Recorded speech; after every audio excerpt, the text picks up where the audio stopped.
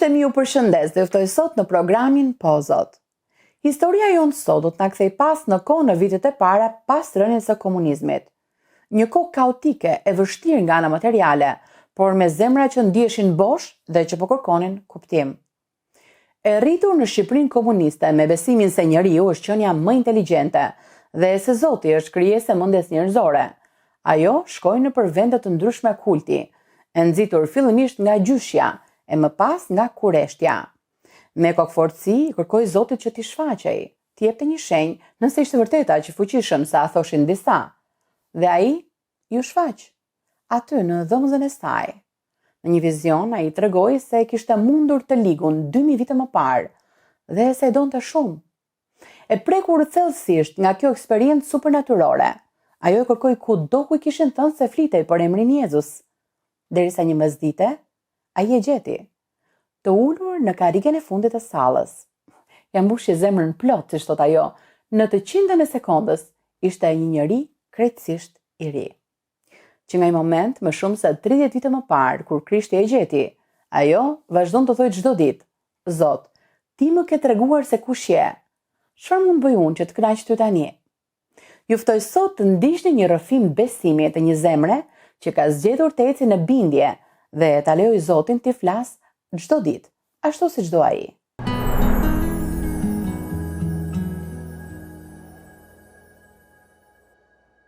Unë jam Daniela Drabo, edhe jam e martuar. 3 fëmijë na ka bekuar Perëndia. E martuar jam me Olti Drabon, për personat që nuk e njohin. Kemi 3 fëmijë, edhe Katerinën, Aleksandrin dhe Dorotean. Katerina dhe Aleksandri tashmë të rritur, kurse Dorotean e kemi akoma ëmbëlsirën e familjes. Jam nga Korça, edhe shërbej në Korçë.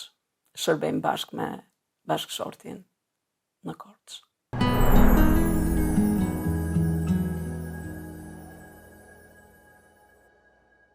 Unë kam pranuar Krishtin edhe kam vendosur të besoj te Krishti që në vitin 93.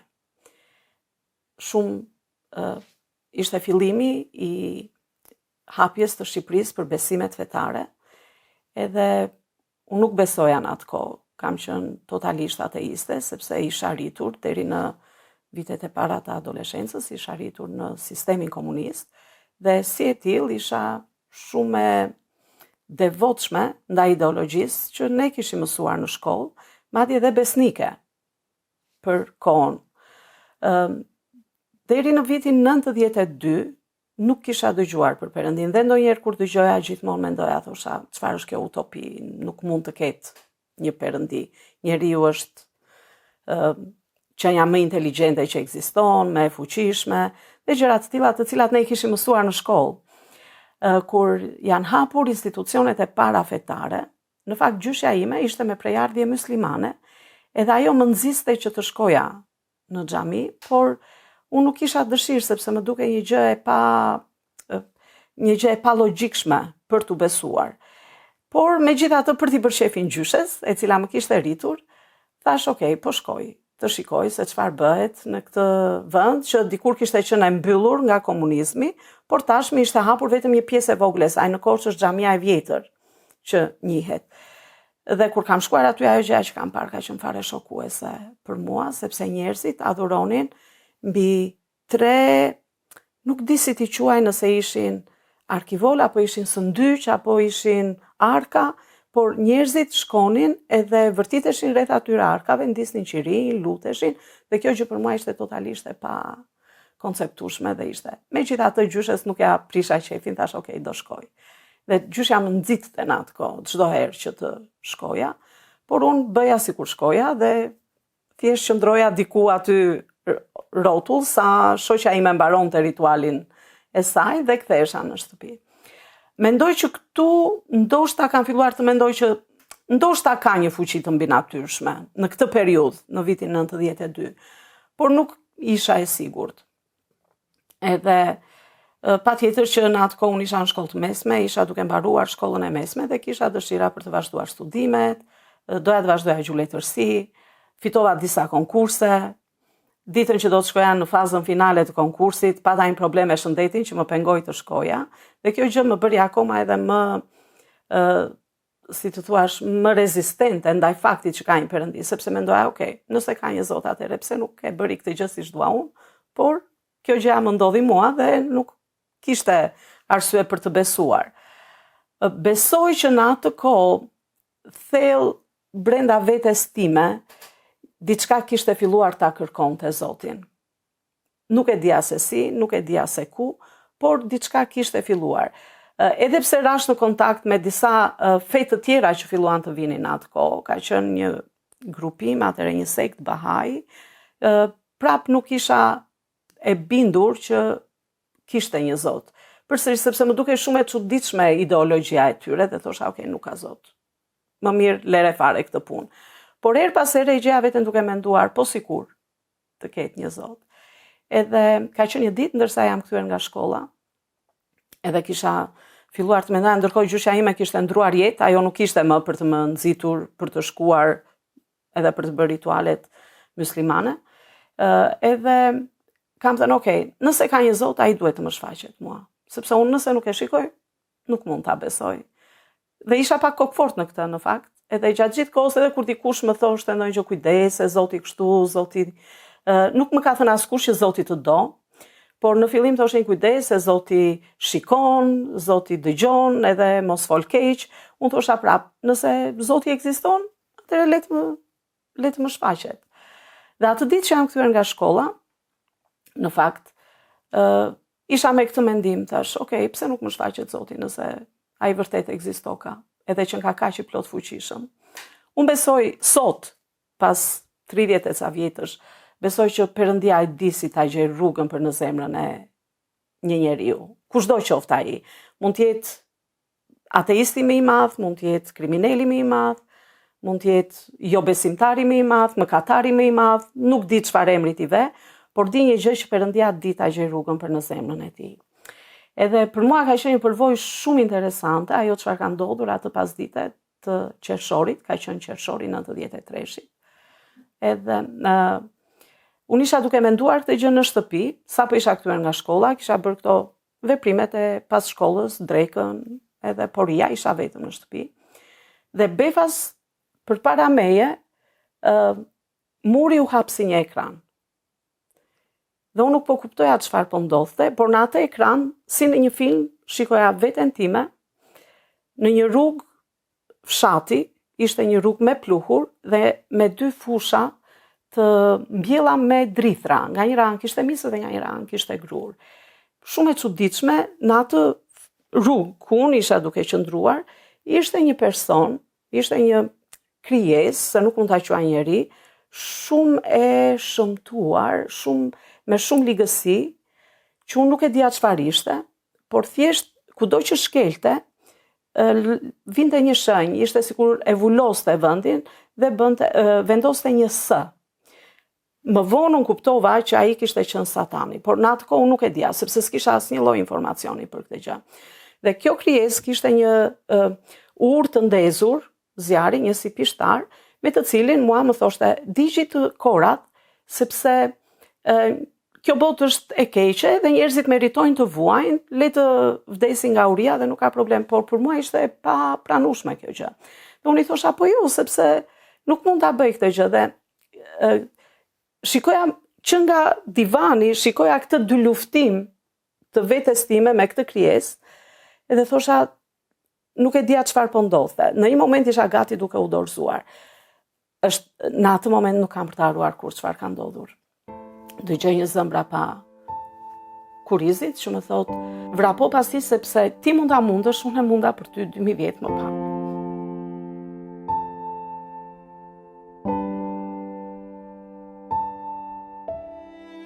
U ktheva edhe shikoj një njeri që ngjiste me imazhet e Krishtit që ne kishim parë në atë kohë nëpër libra, gjëra që nuk do të harroj kur, ka qenë dashuria që dilte nga sy.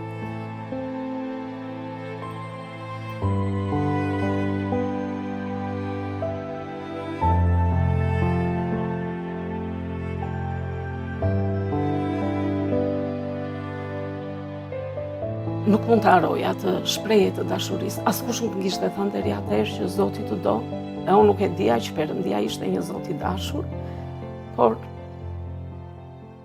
ja ku isha duke parë një person që më thoshte unë fitova për ty 2000 vjet më parë.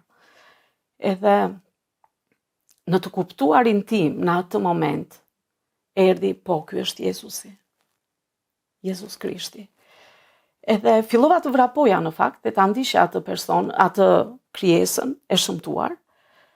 Edhe ndërsa vrapoja, ai vraponte dhe unë vrapoja pas tij, e kuptova që ishte i trembur, nuk e dija çfarë kishte ndodhur, sepse nuk dija asnjë gjë nga historia e Biblës në atë kohë. Dhe në çdo herë që ndihesha e pasigurt ktheja kokën mbrapa, e shikoja Jezus Krishtin që ishte atje në këmbë, edhe ishte gjithmonë afër. Pa qenë larg, megjithëse unë kisha vrapuar shumë. Në një moment të caktuar, unë e pash veten mbi një kodër, edhe kjo krijesa e shëmtuar zbriti në një lugin, dhe unë ngela aty në kodër dhe thash, po tani, çfarë do bëhet? Dhe ndjej përsëri dorën e Jezusit, që më re shpatulla dhe thot, e pe që edhe ti fitove. Unë fitova për ty 2000 vjet më parë. Dhe me njëherë muri u mbyll, dhe unë isha në divanin tim, si që kisha qënë, nuk e disa sekonda mund të ketë zgjatur kjo, që po për mua aty ka qenë pika e kthimit. Dhe thash, okej, unë isha kokfort edhe kërkoja që Zoti të më shfaqej, edhe ja ku erdhi. Sigurisht që ajo natë ka qenë një natë pa gjumë, edhe unë ngrita në mëngjes, shkova gjëja e parë që mendova të bëja, në një urin time dhe në aq sa unë dija, ishte kisha e parë ortodokse që ishte hapur në Korçë, një kish në një kodër, dhe thash, okej, po shkoj aty, sepse tashti ai më tregoi që është Jezus Krishti, ku mund të shkoj, do të shkoj te kisha ortodokse. Shkova me shumë gëzim, bëra gjithë ato ritualet, pudha dorën e priftit, shkova ikon me ikon, bëra gjithë ato ritualet që unë dija të bëja në atë kohë, nuk është se dija të bëja ndonjë gjë të madhe. Edhe dola në oborin e kishës dhe për çudinë time jam ndjer si një enë bosh aty në obor, dhe aty ka qenë lutja ime e parë në fakt. Dhe kam thënë, okej, Zot, ti më tregove kush je, tani më trego çfarë mund të bëj unë që të kënaq ty, sepse kam qenë kokfort deri tani.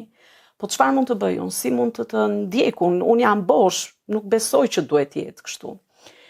Dhe për çudinë time, Zoti më kujtoi që një vit më parë kësaj ngjarjeje, në klasën time kishte ardhur dikush që kishte bërë disa njoftime për disa takime që bëheshin tek biblioteka e qytetit, dhe takime ku flitej për Zotin. Dhe unë atë kohë e kisha jo vetëm në vleftësuar atë njoftim, por e kisha përçmuar, duke menduar që më këta të uajt vinë këtu për të marrë pasuritë tona, sepse akoma isha me atë idenë që ne jemi një vend i pasur që të gjithë na kanë zili, por më vonë e kam kuptuar se sa të varfër në fakt kemi qenë, jo thjesht të varfër fizikisht nga pasuria, por të varfër shpirtërisht.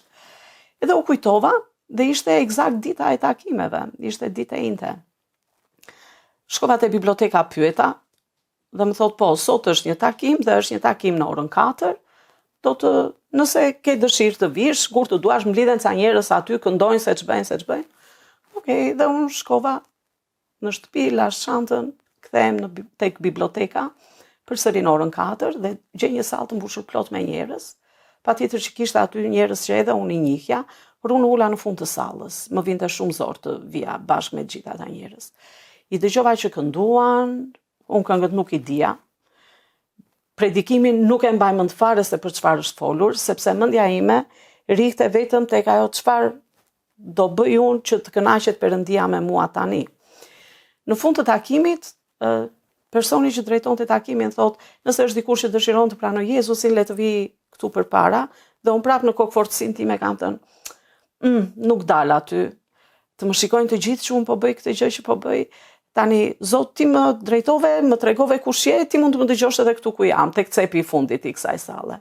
Dhe kam bërë lutjen pikërisht tek arigja e fundit e asaj sallës të bibliotekës, por ka qenë lutje, unë e kam bërë me gjithë zemër, dhe në 100 e sekondës isha një tjetër njeri. Ajo e na bosh, ishte sikur dikush e mbushi me dorë plot. Edhe që nga i moment, thash, okej, unë e pranova Krishtin jetën time, nuk kam rrugë mbrapa. Krishti e zgjodha, Krishti më zgjodhi, Krishti më gjeti në fakt, edhe jam shumë i njohur se Perëndis që më gjeti, jam shumë i njohur se që ai e gjeti rrugën për tek zemra ime. Dhe them nëse ai e gjeti rrugën për tek zemra ime aq kokfort, që nuk pranonte të dëgjonte një fjalë për Zotin, absolutisht është e sigurt që ai e gjen rrugën për në zemrën e çdo personi. Dhe kushdo që e kërkon Zotin, Zoti do t'i shfaqet atij, do t'i tregojë. Ndoshta jo të gjithë do ta shikojnë në një vizion, siç unë e pash, por ndoshta kjo ishte e vetmja mënyrë që Zoti të më merrte pranë vetes edhe të më kthente në shtëpinë e tij. Edhe jam shumë i njohur se Zoti gjithmonë them faleminderit Zot që ti më ke gjetur, edhe faleminderit që ti më tregove kush isha. Bibla thot më vonë e kam lexuar në fakt që Bibla thot ai na deshi i pari. Kështu që absolutisht unë e kam të vërtetuar këtë gjë që ishte ai që na deshi i pari dhe ai e gjeti rrugën për në zemrën time.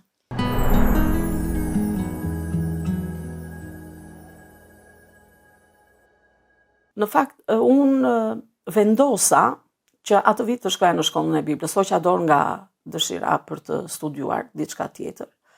Edhe pse gjithë shokët po më thoshin, ky nuk është një vendim i zgjuar, familja gjithashtu, por unë hoqa dorë, thash jo, kjo është një rrugë që unë e kam nisur, edhe dua ta çoj deri në fund dhe do të shkoj në shkollën e Biblës, dua të njoh më shumë Zotin, në mënyrë që vërtet mund ta kënaq. Isha gjithkohës shumë i njohse Zotit që më kishte gjetur, edhe thash jo, nuk ka asnjë gjë tjetër që unë do të bëj këtë vit, ky vit do të fokusohet tek shkolla e Biblës. Dhe sigurisht, pas disa peripecive të vogla, unë erdha në shkollën e Biblës, ka qenë atëherë shkolla e Biblës Fjala e Jetës, në Tiranë, ishte një kurs 9 mujor, dhe çdo ditë ka qenë një kohë studimi, i përkushtimi gjithashtu, në lutje, në leximin e fjalës të Perëndis, në mësim, dhe kemi marrë mësime që edhe sot e kësaj dite vazhdojnë të na kujtojnë, dhe sot e kësaj dite vazhdojnë të na flasin, dhe në atje ne mësuam, unë personalisht mësova të dëgjoja zërin e Zotit. Sepse deri në atë kohë unë nuk e dija si mund të fliste Perëndia. Dhe së pari në fjalën e tij. Kur unë lexoja, ato gërmat më dukeshin sikur kërceni nga libri. Edhe dukesh sikur bëni një melodi, edhe kjo ishte ajo gjë që më mbante shumë të lidhur pas fjalës, dhe ndërkohë që luteshim, Perëndia drejtonte shumë herë, e ndjeja zërin e Zotit si një mendim, edhe ndonjëherë edhe dyshoja, thosha, po mos është mendimi im ky, mos ndoshta është mendja ime që do t'i bëj këto gjëra.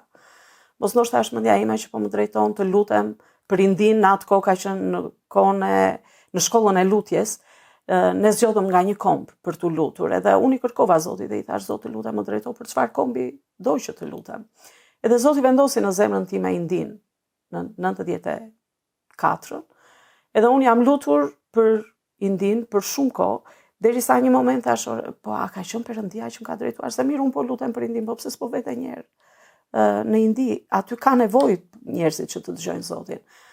Por Zoti kishte planet e tij, edhe pas 16 vjetësh lutje, unë e pata mundësinë për të shkuar në misionin e parë në Indi, dhe aty kuptova pse Perëndia më kishte drejtuar në atë kohë që të lutesha për Indin.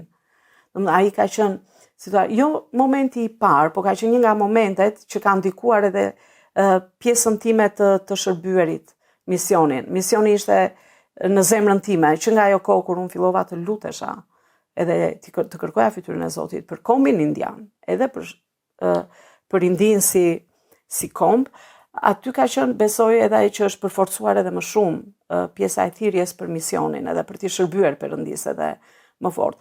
Dhe ndonjëherë aty kam kuptuar gjithashtu me këtë histori, domethënë këtë diapazon kohor që nga 94 deri në 2010-ta, rreth 16 vjet kam kuptuar që ndonjëherë ne duam t'i bëjmë gjërat kur duam ne, por në fakt Zoti ka planet e tij, edhe kur ai të drejton për një gjë, sigurisht që ai ka një qëllim. Ai nuk të flet, nuk të drejton kuturu, por ai ka një plan. Dhe besoj ai zëri i ëmbël, edhe ai zëri që ndonjëherë të duket sikur e mposhtin zërat e tjerë, zërat e mendimeve të tua, apo zërat e planeve të tua ndonjëherë. Mendoj ai zëri i ëmbël duhet dëgjuar, edhe i duhet vënë veshi mirë bile. Sepse kur Zoti të flet në zemër edhe të flet për diçka, ka një plan shumë më të madh se sa ai që që ti ke menduar.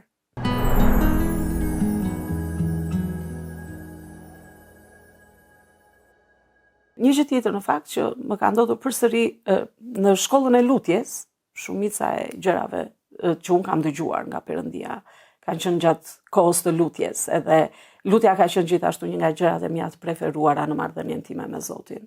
Është kur lutesh, Zoti jo vetëm të dëgjon, por të përgjigjet edhe të drejton. Kur kemi qenë duke u lutur, dhe përsëri unë isha duke i kërkuar Zotit cila është dhuntia që ti ke vendosur tek unë, Perëndi, më drejton, ma trego, si mund të shërbej më mirë, ose çfarë dëshiron ti që unë të bëj për ty. Edhe ndërkohë që ishim duke lutur dhe duke adhuruar Perëndin, përsëri kam parë një dorë të, nuk mund të them që ishte dorë njeriu, nuk mund të them që ishte dorë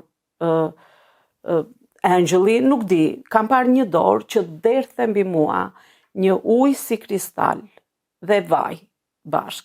Edhe ishte si, çfarë unë kuptova ishte vaji i adhurimit. Dhe ishte kjo dorë aq vetëm derdhte, dhe ndërkohë që unë isha gjatë gjithë kohës duke u lutur dhe duke adhuruar Zotin, dhe aty kuptova në fakt që ndoshta adhurimi mund të ishte një gjë që Zoti është duke më drejtuar, por unë nuk e dija. Unë kam kënduar dikur kur isha e vogël, edhe kur isha në shkollë, por nuk është se kisha bërë në një shkollë për kanto apo lavdi Zotit, Perëndia, siç e thash dhe më parë, nuk i bën gjërat kot edhe nuk të drejton kot.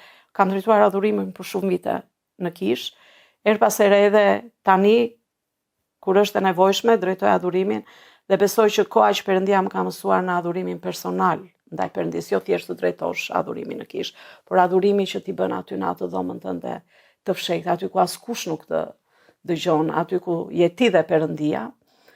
Ajo është ajo koha që Perëndis i pëlqen më shumë, edhe ndërkohë që unë kam qenë duke adhuruar Perëndin në gjithë këto vite, Perëndia ma ka mësuar edhe më tepër, edhe e ka përforcuar her pas here këtë gjë që unë e pëlqej këtë gjë që ti bën. Kjo është ajo që mua më pëlqen më shumë nga çdo gjë tjetër. Kur ti qëndron me mua dhe më adhuron, kur ti qëndron me mua dhe ti më flet. Edhe besoj që koha personale me Zotin është shumë e rëndësishme për çdo besimtar. Edhe është shumë e rëndësishme, jo vetëm të shkosh para Zotit dhe ti kërkosh, Zot më ndihmo për këtë, më bëj këtë, më jep këtë, më drejto për këtë, por thjesht japësh Zotit lavdi për atë që ai është. Ai është Perëndia i plot fuqishëm, është madhështori. Ai është më i miri, është më i dashuri. Ku ja thua ti këtë gjë, Perëndis, në dhomën tënde kur ti qëndron në adhurim përpara tij, edhe pranon që ai të dojë gjithashtu. Ta shfaq dashurinë e tij, sepse ai na do, është fakt.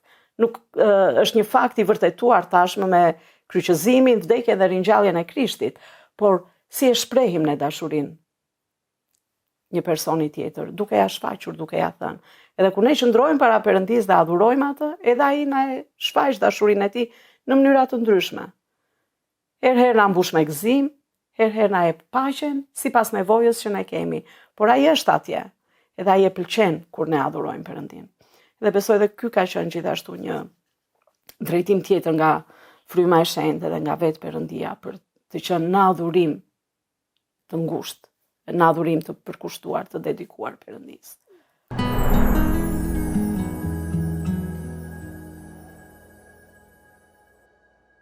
Ka qenë një kohë në fakt, kur ke kaluar një përvojë të mirë me Zotin, një vit në shkollën e Biblës, më pas në disa misione që unë kam zhvilluar në qytete të ndryshme. U ktheva në Korçë edhe vazhdova të shërbeja në qytetin e Korçës, dhe sigurisht në moshën 19-20 vjeç, në atë kohë, flasim 30 vjet përpara, sepse tani është ndryshe, çdo vajzë mendon për personin që dëshiron të lidh jetën.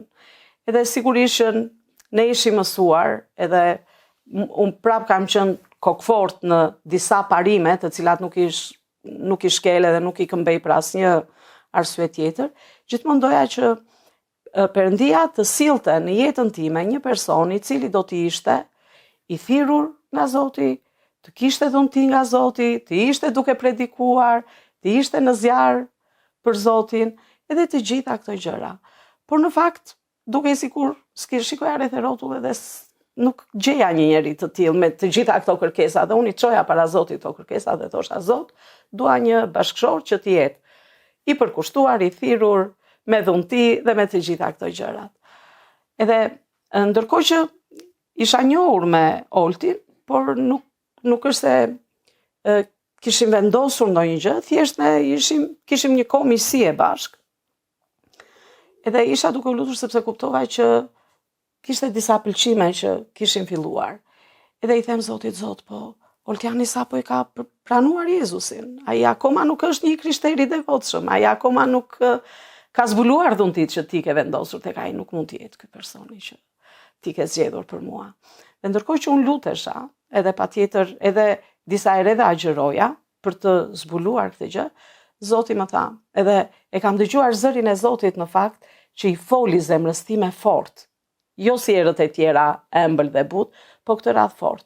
Dhe tha, nëse ti po kërkon një person që të ketë dhunti, dhunti ti kam unë në dorë, edhe unë mund t'ja jap kujt të dua. Nëse ti po kërkon një person me të cilin të jetosh e lumtur jashtë shtetit, mos mendoj që do t'jesh kaq e lumtur jashtë shtetit.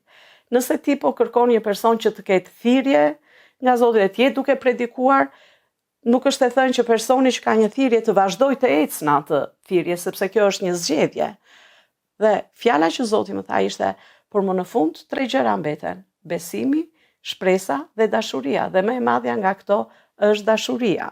Dhe zgjidh dashurinë. Dhe kjo për mua ishte konfirmimi. Unë kisha kohë që i kërkoja Zotit të ma konfirmonte, po kjo ishte një fjalë e folur aq drejt dhe aq fort, saqë s'kisha nga t'ja mbaja më, pastaj s'kisha nga lëvizja dhe nuk diskutoja më. Ndërkohë që përsëri një rast tjetër që lidhet prapë me Oltin. Ndërkohë që unë jam lutur për Oltin që ai të pranonte Krishtin në jetën e tij. Edhe çuditesha, thosha, Zot, po unë nuk e njoh këtë djalë, s'është në rrethin tim shoqëror, pse duhet të lutem për këtë person që të njoh, ty le të lutet dikush që e njeh.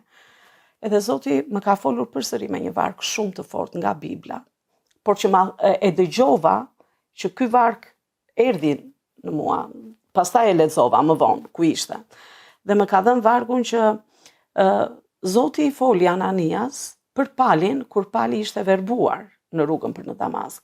Dhe tha, shko tek ai, sepse unë e kam thirrur që ti mësoj sa shumë i duhet të vuaj, që të çoj emrin tim ndër jo hebrejnë dhe do t'i mësoj sa shumë i duhet të vuaj për emrin tim. Edhe për mua ky varg nga veprat që mua më erdhi si një varg, sikur e dija, në fakt më duke sikur e dija, por nuk është se ishte një varg që unë e kisha mësuar aq shumë. Kjo ishte një fjalë që ishte shumë e drejtë për drejtë, edhe besoj që Perëndia na drejton. Atëherë kur ne kemi nevojë për një drejtim të drejtë për drejtë, Perëndia na drejton. Sot jemi këtu, Olti është i shpëtuar, ka thirrje nga Zoti, është duke i shërbyer Perëndisë, dhe ja ku jemi një familje e lumtur që të gjithë duam të ndjekim Zotin edhe t'i shërbejmë Perëndisë. Kështu që besoj që Perëndia kur na drejton, nuk na drejton asnjëherë gabim. Edhe kur ai flet, plani i tij është i përsosur.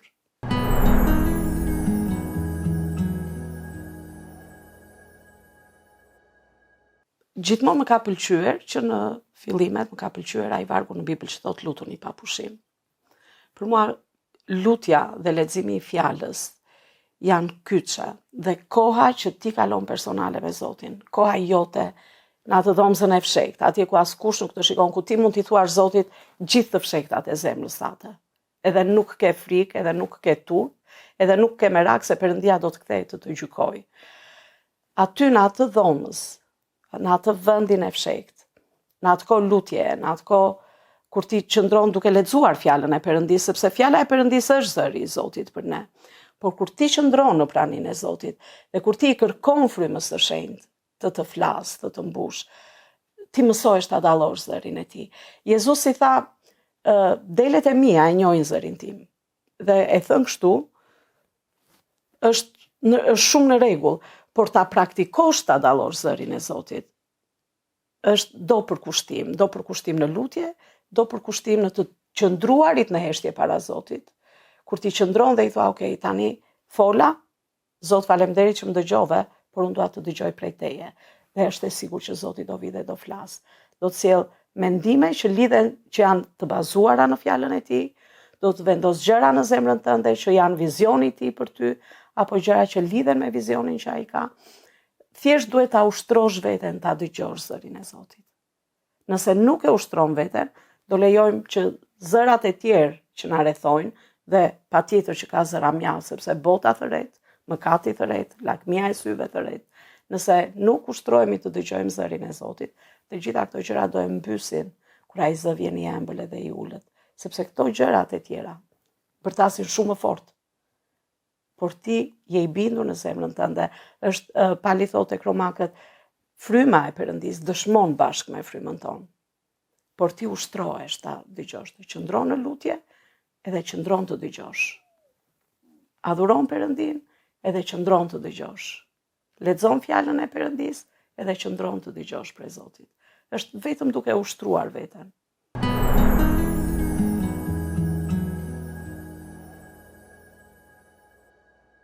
Po shumë vite që nga fillimi, bashkë me bashkëshortin, bashkë me Oltin, jemi lutur për familjen e tij.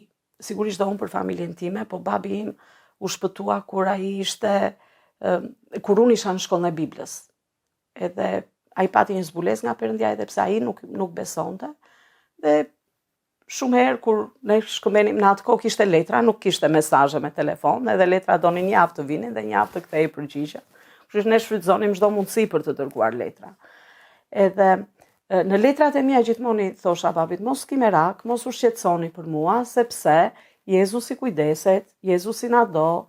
Dhe në një letër babi thot, boll më fole për Jezusin tani, çfarë bën Jezusi, unë dua të di si je ti. Edhe i thash, po unë mirë jam, sepse Jezusi kujdeset, sepse. Dhe pas disa kohësh, në këto letër këmbimet, babi vetë shkoi në kish. Takon një nga vëllezërit e kishës në atë kohë dhe i thot, kur i bëni takimet ju se unë dua të vi në kish? Dhe që atëre, babi im vazhdon të jetë besimtar. Por familja e bashkëshortit, ata nuk ishin besimtar, madje ishin më shumë ateist. Dhe ne jemi lutur vazhdimisht për ata, vazhdimisht për prindrit e Oltit, edhe për motën dhe për vllajin. Vllai beson, edhe është besimtar, kurse Vjeri, babai i Oltit, ka ndruar jetë, ndërsa mamaja, që ishte me traditë ortodokse, së fundmi, duke filluar që nga viti i kaluar, ka pranuar Krishtin. Ne nuk na është dashur të flasim shumë, sepse siç e thamë, është e vështirë t'ju flasësh edhe t'ju tregosh, por besoj që jeta jon ka folur, edhe fryma e Perëndisë ka bërë punën e vet.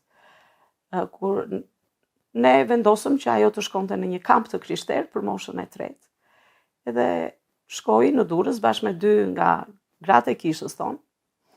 Dhe kur është kthyer pas një jave, ne jemi mahnitur me atë çfarë Zoti kishte bërë.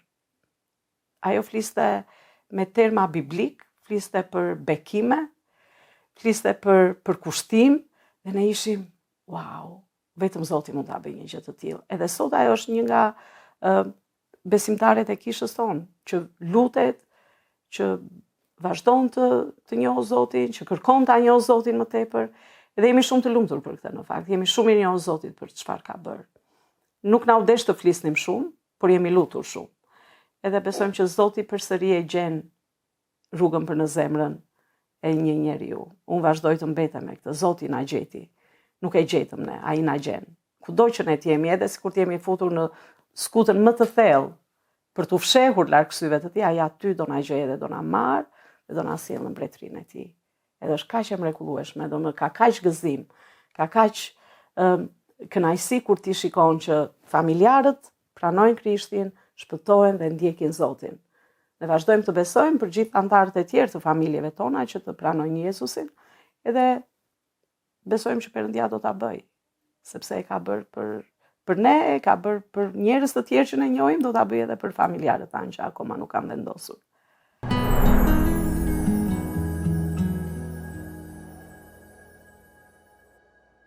Vajza e madhe, Katerina, ajo është studente këtu në Tiranë, edhe studion për mjeksi. Kur mbaroi shkollën e mesme, donte të vazhdonte mjeksi, por ndërkohë, unë kisha shumë kohë, dhe kisha, si thua ishte si ëndra ime në sirtar, unë kur nuk ja kisha thënë asaj. Edhe nuk e kishim diskutuar, por dëshira ime ishte që ajo të bënte një shkollë biblike. për të hyrë në fazën e universitetit me karakter më të formuar, më e fortë në frymë, më e përkushtuar ndaj Zotit, në mënyrë që të mos ndikohej nga këto. Unë e dija çfarë kishte ndodhur me mua në atë moshë, kur unë isha 18 vjeç në shkollën e Biblës, dhe unë e dija se sa shumë Zoti më kishte folur, sa shumë Perëndia më kishte mësuar, dhe sa shumë më kishte ndryshuar.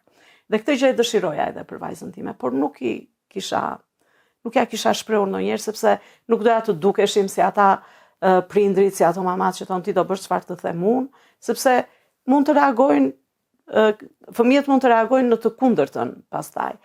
Por thjesht këtë gjë kisha kërkuar Zotit. Edhe u hap një mundësi, edhe ishte mundësia që ajo të shkonte për një shkëputje, një shkollë biblike në Norvegji. Mënyra se si ka ardhur për ne ishte fare e pa menduar, Perëndia e siguroi, por në atë kohë pastaj ne na duhet të dëgjonim. A ishte kjo gjëja që ajo duhet të bënte, apo a duhet ta mbështesnim në këtë gjë, apo të vazhdonim ta mbështesnim në ëndrrën e saj për në mjekse, a duhet ta inkurajonim drejt kësaj gjëje? Edhe jam lutur patjetër bashkë edhe me Oltin, por edhe vetë në atë kohën time i thosha Zotit, o Zot, unë e di sa e rëndësishme është, e di sa mirë është, por ti di çfarë është më e mira për Katerinën, të lutem na trego, edhe na e trego që ti e ke këtë plan për atë, që ajo të shkoj në shkollën e Biblës. Ishte një shkollë jashtë në Norvegji. Edhe jemi lutur dhe vërtet Zoti tha, qetësohu, mos ki merak. Se meraku i nënës në atë kohë, i prindërve në fakt, jo vetëm i nënës, por meraku i prindërve është do shkoj në një vend që s'ka qenë ndonjëherë, ne nuk e dim si do jetë, si do mbuloj shpenzimet, e të gjitha gjërat me radhë. Më shumë ishte edhe ky meraku një vajzë 18 vjeç që po ikën nga shtëpia për herë të parë, për një kohë dhe aq larg. Megjithëse unë e kisha dëshiruar aq shumë atë shkollën e Biblës, prapë po më duke që ajo po ikte shumë larg, edhe kuptohet që nuk të vjen mirë. Por Zoti më tha, qetësohu. Kaq më fjalë, qetësohu. Unë e kam në kontroll çdo gjë. Edhe kjo ishte ajo gjëja pastaj që si thua më inkurajoi që t'ja dorëzoja plotësisht Zotit dhe thash, okay, ti Zot bëj çfarë ti të duash. Ne jemi gati të mbështesim vizionin që ti do japësh. Edhe përfundoi që Katerina shkoi në shkollën e Biblës, Perëndia e bëri, unë isha fare e qetë kur ajo shkoi. Megjithëse ajo po shkonte larg, bëri shkollën e Biblës, ka qenë shumë bekim për atë, ka qenë shumë bekim për kishën ton, ka qenë shumë bekim dhe besoj që është bekim për kishën ku ajo shkon tani, por së pari për atë vetë. Sepse ajo u kthye me një tjetër forcë në Zotin, me një tjetër bagazh në Zotin, me një tjetër njohuri të frymës së shenjtë. Edhe kur e shikojmë sot, themi po, sa mirë që u qetësuam edhe nuk e lam mendjen tonë të çorodite, sepse Perëndia u kujdes për të deri edhe në detajet më të vogla. Ne nuk kishim planifikuar ndonjë gjë, por Zoti e kishte planifikuar në atë mënyrë që ne jemi mahnitur, edhe kemi thënë po faleminderit Zotit. Edhe ajo sot u kthye përsëri, sepse ajo nuk shkoi nuk është me atë mendimin që të ikim një orë më parë nga Shqipëria, përkundrazi, as ne nuk e kemi. Por ajo sot është këtu, e kënaqur që po vazhdon studimet në vendin e saj, por me një tjetër pozitë në Krishtin, më e forcuar edhe më e fortë edhe më gati për të përballur me sfidat që i vijnë përpara. Por ka qenë vërtet shumë e fortë kur Zoti ka thënë, qetësohu, ma lër mua, pse shqetësohesh?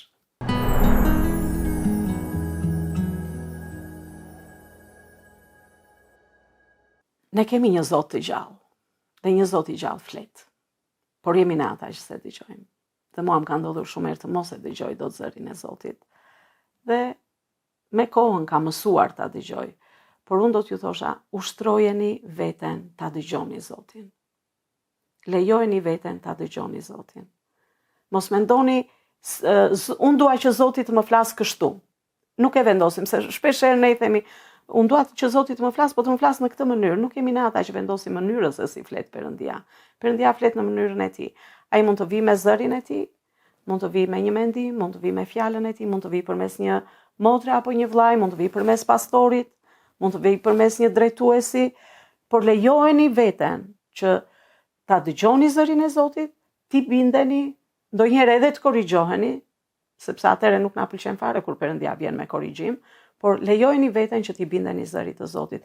Dhe sa më shumë ta lejoni veten që ta dëgjoni dhe t'i bindeni zërit, aq më shumë do ta kuptoni dhe do ta njihni zërin e Zotit, sepse do të kuptoni parimet mbi të cilat Zoti flet.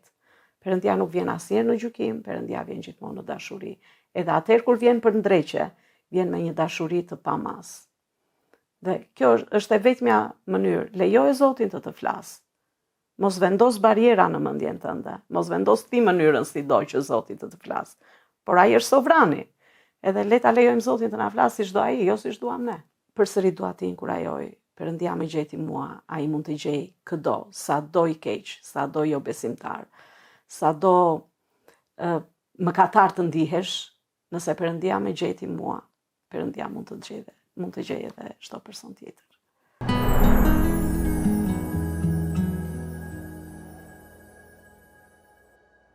Nikesha Jona tha sot se ne nuk i shërbejmë një figure të heshtur, një ideje të largët apo një kujtimi historik. Ne kemi një Zot të gjallë dhe si tha ajo, një Zot i gjallë flet. Perëndia ynë i gjallë ka folur në të shkuarën dhe ne lexojmë këtë në të gjithë shkrimin e shenjtë. Që nga krijimi i botës, fjala e Perëndisë ka sjell jetë. Ai foli dhe drita u shfaq. Ai foli dhe krijimi mori formë. Edhe sot, fjala e tij vazhdon të krijojë jetë brenda nesh. Kur ai flet, zemrat tona gjejnë shpresë, mendjet marrin qartësi dhe zemrat ripërtërihen me energji të reja. Perëndia ynë është i njëjtë, ai nuk ka ndryshuar. Ai na flet sot mua dhe ty. Por siç na tha edhe Mikesha jon sot, ne duhet të ushtrojmë veten që ta dëgjojmë zërin e Zotit në lutje. Kur lutesh, Zoti jo vetëm të dëgjon, por edhe të përgjigjet dhe të drejton. Lutja nuk është thjesht një veprim që e bëjmë një herë në ditë, por është një mënyrë jetese, një varësi e vazhdueshme nga Perëndia. Kur qëndrojmë në komunikim të pandërprerë me Zotin në lutje, ne bëhemi më të ndjeshëm ndaj zërit të tij dhe drejtimit të frymës së shenjtë. Tek letra e parë e Thesalonikasve në kapitullin 5 në vargun 17 lexojmë: lutuni pa pushim. Të lutesh pa pushim do të thotë që ta përfshim Perëndinë në çdo mendim, në çdo vendim apo në çdo rrethan tonën. Paqja, qartësia dhe forca vijnë kur ne mësojmë të mbështetemi plotësisht tek ai çdo moment të ditës sonë. Të kesh një Zot të gjallë do të thotë se nuk je kur vetëm. Ai sheh, ai të dëgjon, ai kujdeset dhe vepron në kohën e tij të përsosur. Deri në takimin tonë të ardhshëm, lutem që ai, Perëndia i gjallë, të drejtojë rrjedhën e jetës tënde dhe t'i bëj hapat e tu të qëndrueshëm.